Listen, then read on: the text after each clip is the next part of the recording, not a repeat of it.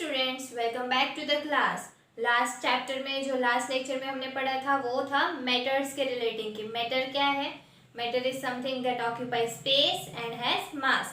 आज जो पढ़ने वाले हैं चैप्टर उसका नाम है is matter around us pure. ठीक है, तो उसमें सबसे पहले हम देखते हैं कि मैटर दो चीज में डिवाइडेड है। First is pure substance and impure substance. इसके बारे में हम डिटेल में पढ़ने वाले हैं।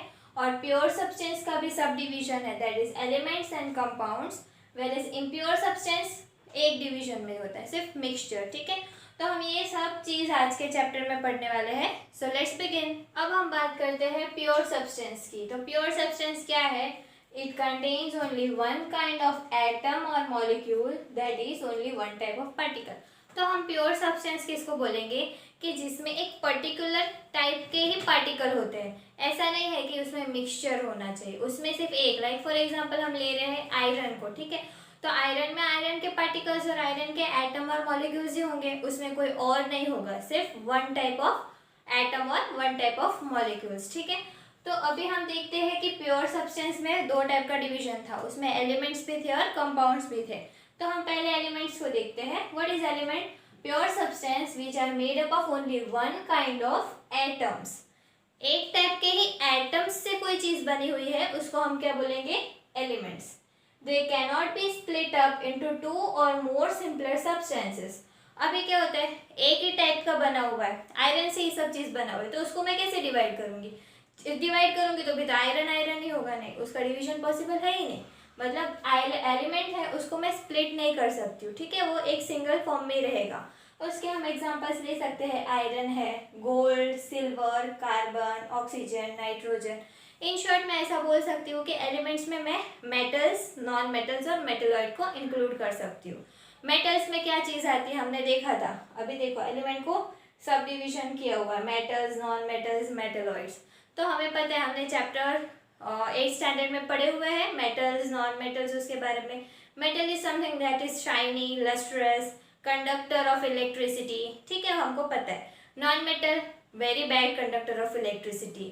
और मेटलॉइड क्या है? दोनों की प्रॉपर्टी होगी, उसमें मेटल की भी प्रॉपर्टी होगी कुछ कुछ और कुछ कुछ नॉन मेटल की भी प्रॉपर्टीज होगी। ठीक है, तो कोई भी सिंगल फॉर्म, सिंगल एटम और सिंगल मॉलिक्यूल्स की बनी हुई चीज को हम बोलेंगे एलिमेंट्स। ठीक है, अब हम बात करते हैं कंपाउंड्स की। तो कंपाउंड्स क्या है? It is a form of matter formed by combining two और more elements in definite ratio by mass. ठीक है, तो अभी कंपाउंड क्या है?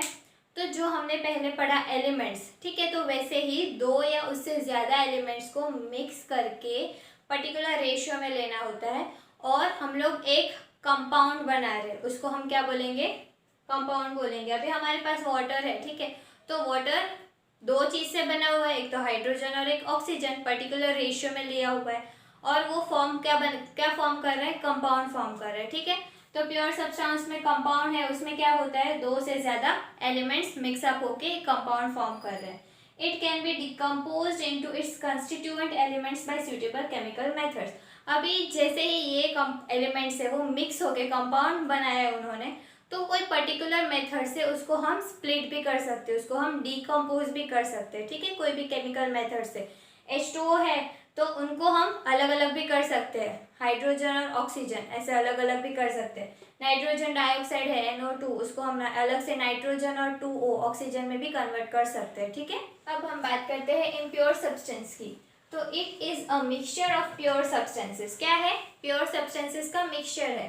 प्योर सब्सटेंस में क्या क्या था? एलिमेंट्स थे और कंपाउंड्स थे, तो वो मिक्स होंगे सब। इनअप्रोप्रिएट कंपोजिशन होता है, कुछ पर्टिकुलर फिक्स नहीं होता है, वो हम देखते हैं। It has no definite composition and properties. कोई पर्टिकुलर कंपोजिशन नहीं होता है, पर्टिकुलर रेशियो नहीं होता है जिसमें वो मिक्स होते हैं। कुछ भी मिक्स कर दिया, मतलब ये 2% लिया है तो वो 85% लिया है, वैसे कुछ भी होके मिक्स करके एक पर्टिकुलर मिक्सचर बनता है। एंड उसकी प्रॉपर्टीज भी मिक्स नहीं होगी। उसमें अभी हम देखते हैं मिक्सचर विच कंटेन्स टू और more different kinds of particles. क्या होता है? टू और more different kind of particles. Particles में होते हैं एटम्स या फिर molecules which do not react chemically, chemically reaction नहीं होगा, but are physically mix together in any proportion. मैंने पहले ही बोला उसमें केमिकल रिएक्शन नहीं होगा, फिजिकली मिक्स होते हैं और कोई पर्टिकुलर प्रपोर्शन नहीं होता है, अप्रॉक्स लेते हैं। हम एग्जांपल ले सकते हैं लेमनेड का। हम नींबू पानी बनाते हैं तो उसमें हम पहले पानी लेते हैं, नींबू डालेंगे, शुगर एंड सॉल्ट है वो हम लोग अंदाजे से डालते हैं ना, कुछ ऐसा पर्टिकुलर तो है नहीं कि 5 ग्राम से इतना डालना है, ये 2 ग्राम डालना है, पर्टिकुलर नहीं, हम एक अप्रॉक्सीमेशन में लेते हैं। वैसे ही हम एक एयर का एग्जांपल ले सकते हैं, उसमें कार्बन डाइऑक्साइड होता है, एयर ऑक्सीजन होता है, नाइट्रोजन होता है, तो अप्रॉक्सीमेट रेशियोज होते हैं, पर पर्टिकुलर ऐसा फिक्स रेशियो नहीं होता है कि इतना ही होगा। दूसरे गैसेस भी होते हैं, तो ये सब चीज़ जो एलिमेंट्स एंड कंपाउंड मिक्स होके क्या बनाएगी, हमारा मिक्सचर। तो अभी हम बात करते हैं मिक्सचर की। तो मिक्सचर है वो 2 फॉर्म में डिवाइड हो सकता है। 2 फॉर्म में है, मतलब हेट्रोजीनियस मिक्सचर है और होमोजीनियस मिक्सचर है। ये दोनों को हम एग्जाम्पल से समझने की कोशिश करते हैं, ठीक है। तो पहले हम लेते हैं होमोजीनियस मिक्सचर। तो हम वाटर में शुगर डिजोल्व करेंगे, वो कम्प्लीटली डिजोल्व हो जाएगा और वो विजिबल नहीं होगा, ठीक है। और उसको हम लोग फिजिकल मेथड से सेपरेट नहीं कर सकते हैं। मैं उसको छानूंगी तो भी शुगर ऊपर नहीं आएगी ना, पूरा मिक्सचर नीचे आ जाएगा। तो ऐसे मिक्सचर को हम क्या बोलेंगे, होमोजेनियस मिक्सचर। अब मैं बात करती हूँ, मैं वाटर में सैंड डाल रही हूँ, ठीक है। मैंने बहुत मिक्स किया, बहुत मिक्स किया, बहुत मिक्स किया, थोड़ी देर रख दिया, फिर भी सैंड मिक्स नहीं होगा, सैंड है वो नीचे बैठ जाएगा, ठीक है। तो क्या हुआ, वो दोनों डिजोल्व हुए एक दूसरे में, नहीं। ऐसे सब्सटेंस और ऐसे मिक्सचर को हम क्या बोलते हैं, हेट्रोजीनियस मिक्सचर, जिसको हम फिजिकल मेथड से सेपरेट कर सकते हैं। जिसको हम फिजिकल मेथड से सेपरेट कर सकते हैं वैसे मिक्सचर को हम हेट्रोजीनियस मिक्सचर बोलेंगे, और जो फिजिकल मेथड से सेपरेट नहीं होंगे उसको हम होमोजीनियस मिक्सचर बोलेंगे।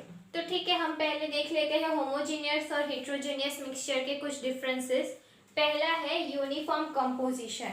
तो यूनिफॉर्म कंपोजिशन का मीनिंग क्या होता है कि जो भी मिक्सचर बन रहा है उसमें सॉल्यूट है वो कम्प्लीटली डिजोल्व हो गया होता है सॉल्वेंट में। ऐसा नहीं है कि एक जगह पे ज़्यादा डिजोल्व, एक जगह पे कम।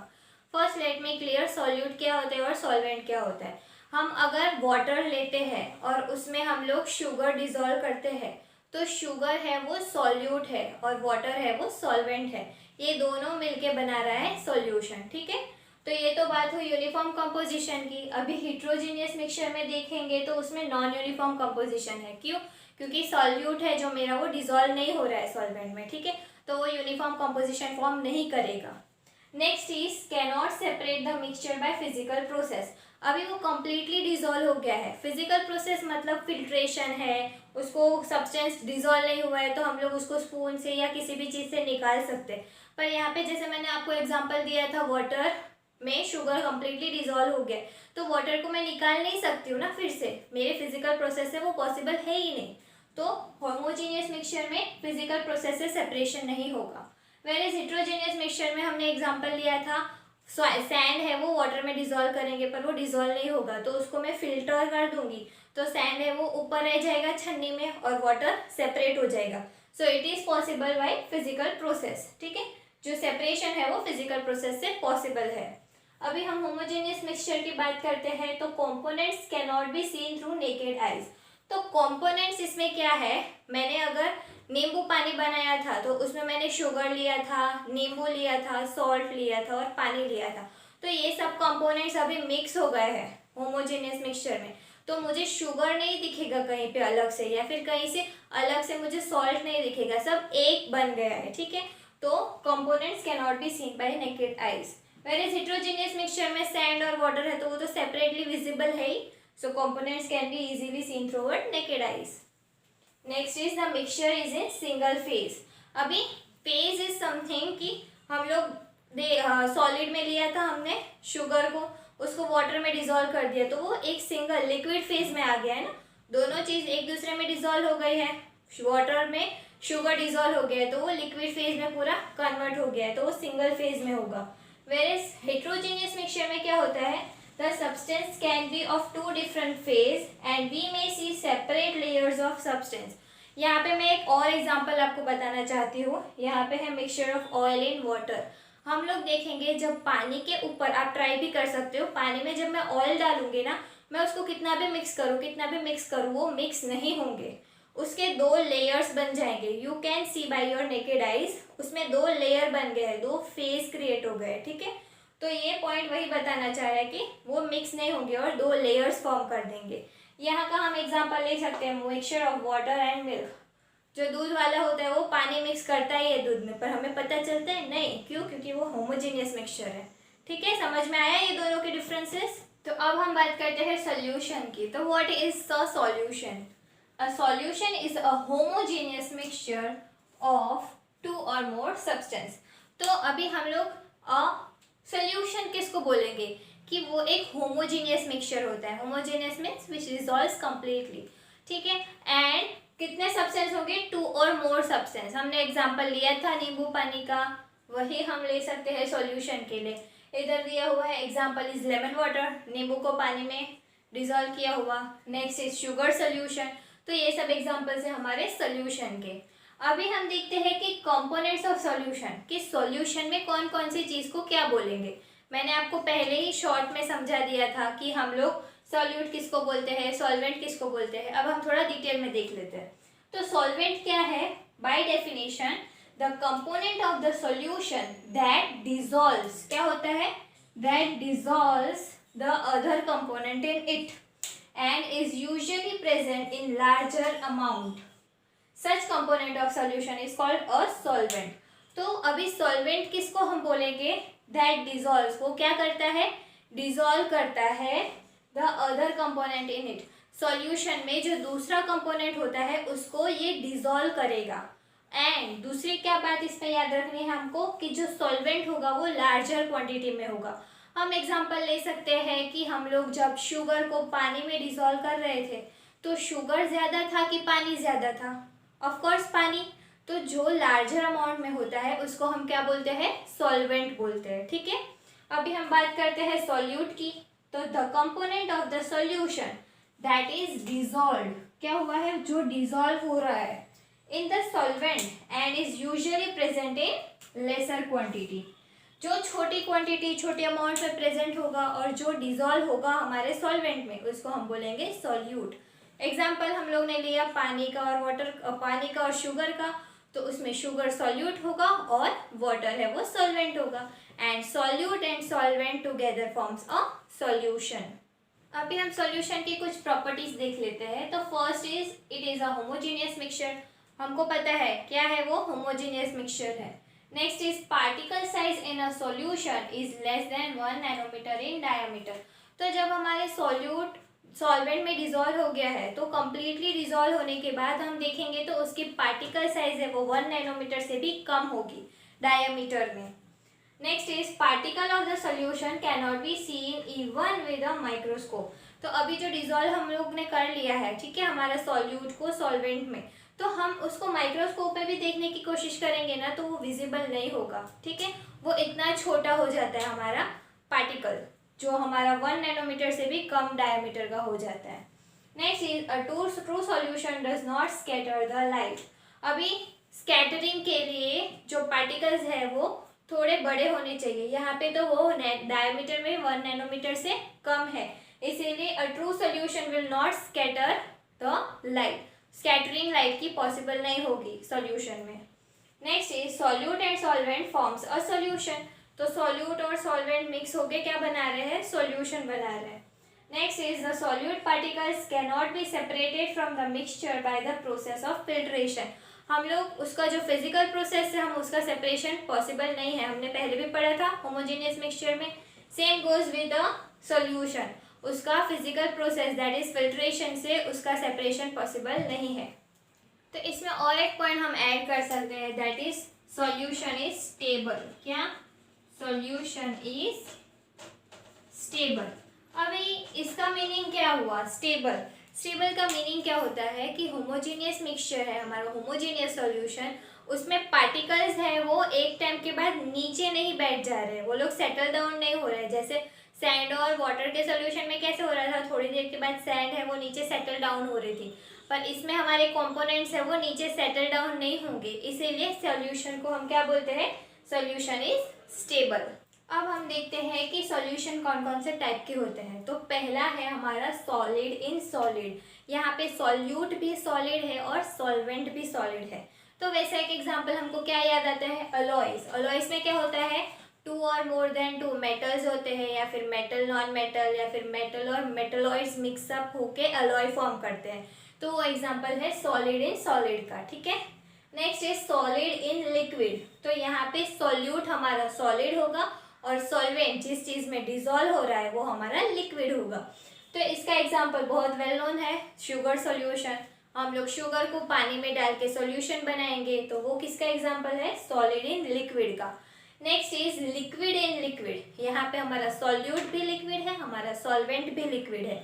ऐसा एग्जांपल है लेमन वाटर, जो हम नींबू का रस निकालते हैं वो भी लिक्विड फॉर्म में होता है और पानी भी लिक्विड फॉर्म में है, उन दोनों का मिक्सचर को भी उसको लेमन वाटर बोलते हैं, तो वो एग्जांपल है लिक्विड इन लिक्विड का।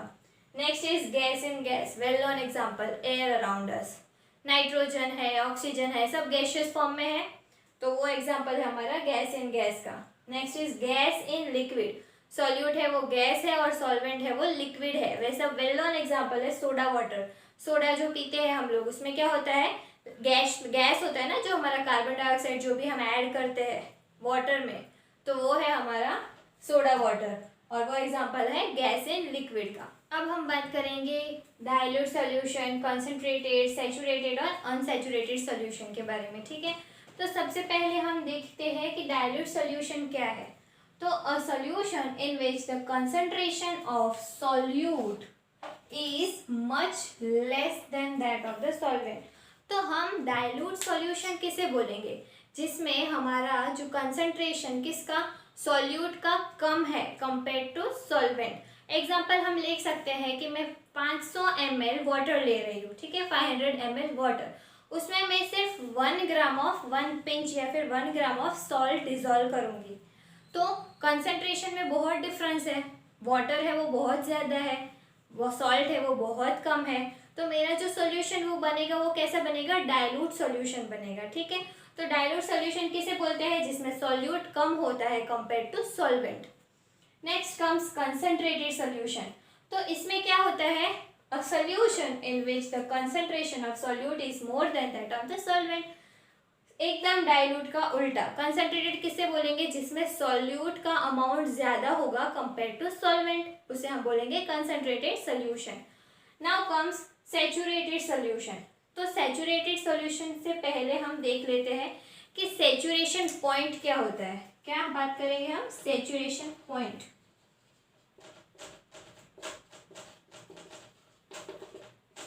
तो इसे मैं एक एग्जांपल से आपको समझाऊंगी। जैसे मैंने शुगर लिया है और वाटर लिया है, ठीक है, 500 ml वाटर लिया है, उसमें मैं शुगर डिजोल्व कर रही हूँ, 1 स्पून, 2 स्पून, 3 स्पून, वैसे मैं डिजोल्व करती ही जा रही हूँ।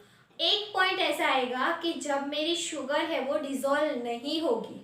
क्या होगा, जो शुगर है वो डिजोल्व नहीं हो रही है, क्यों, क्योंकि उसका एक पर्टिकुलर सैचुरेशन पॉइंट होता है। मैंने 500 ml वाटर लिया है, तो उसमें कुछ पर्टिकुलर लिमिट तक शुगर डिजोल्व हो सकती है, उसके बाद शुगर डिजोल्व नहीं होगी। तो जब वो शुगर डिजोल्व नहीं होगी, वो पॉइंट को मैं क्या बोलूँगी, सैचुरेशन पॉइंट। जितनी डिजोल्व होनी थी उतनी हो गई है, अब नेक्स्ट डिजोल्व नहीं होगी। तो अभी मैं देखते हैं सैचुरेटेड सॉल्यूशन। तो सैचुरेटेड सॉल्यूशन क्या है, a solution in which no more solute can be added since it has reached the saturation point. Saturated solution किसे बोलेंगे, मैंने बहुत सारा शुगर डाल दिया है वाटर में, अब वो डिजोल्व नहीं हो रहा है, एंड आगे मैं शुगर डालूंगी वो डिजोल्व नहीं होगा। तो जो शुगर वाला सॉल्यूशन है, जिसमें already maximum amount of sugar dissolve हो चुकी है, वो सॉल्यूशन को मैं क्या बोलूँगी, सैचुरेटेड सॉल्यूशन। क्यों, क्योंकि उसमें further adding sugar, further addition possible है ही नहीं। नेक्स्ट मैं लेती हूँ अनसैचुरेटेड सॉल्यूशन, इसका उल्टा, a solution in which we can add more amount of solute as it has not reach the saturation point. मैंने 500 ml में 2 टेबलस्पून ऑफ शुगर डाला था, फिर मैंने कुछ डाला ही नहीं, और अगर मैं अभी और डिजोल्व कर रही हूँ तो उसमें डिजोल्व हो रहा है, तो वैसे सॉल्यूशन को मैं क्या बोलूँगी, अनसैचुरेटेड सॉल्यूशन, जिसमें मैं फर्दर डिजोल्व कर सकती हूँ शुगर को या फिर कोई भी अनदर सॉल्यूट को, ठीक है। तो ये थे हमारे 4 solutions, dilute, concentrated, saturated and unsaturated. अब हम देखते हैं व्हाट इज कंसंट्रेशन, ठीक है। तो first of all, the concentration of a solution is the amount of solute present in a given amount of solution. or the amount of solute dissolved in a given mass or volume of a solvent। तो सबसे पहले इस line में क्या कहा गया है कि हम कंसंट्रेशन किससे बोलेंगे, amount of solute present in a given amount of solution. हमारा जो सॉल्यूट है that is present in a solution, तो amount of solute dissolve in amount of solution, कितना सॉल्यूट सॉल्यूशन में डिजॉल्व है। Next is the amount of solute dissolve in a given mass और volume of a solvent. Next is amount of solute upon amount of solvent. तो इसको हम general view में ऐसे भी बता सकते हैं कि concentration of solute is equal to amount of solute dissolve in amount of solution, and next is amount of solute dissolve in amount of solvent. तो कंसंट्रेशन है वो mass by percentage by mass and percentage by volume में भी हम कर सकते हैं। जैसे इसमें क्या फॉर्मूला दिया है परसेंटेज बाय मास का, कि mass of solute divided by mass of solution, and percentage निकालने हैं इसीलिए मल्टीप्लाई बाय 100 हो रहा है। हमेशा याद रखना जब परसेंटेज बाय मास दिया है तब हमारा सॉल्यूट और सॉल्यूशन दोनों ही ग्राम या फिर केजी में दिए गए होंगे, always remember. Next is percentage by volume, तो इसमें हमारे सॉल्यूट और सॉल्यूशन है वो ml या फिर लीटर में दिए होंगे,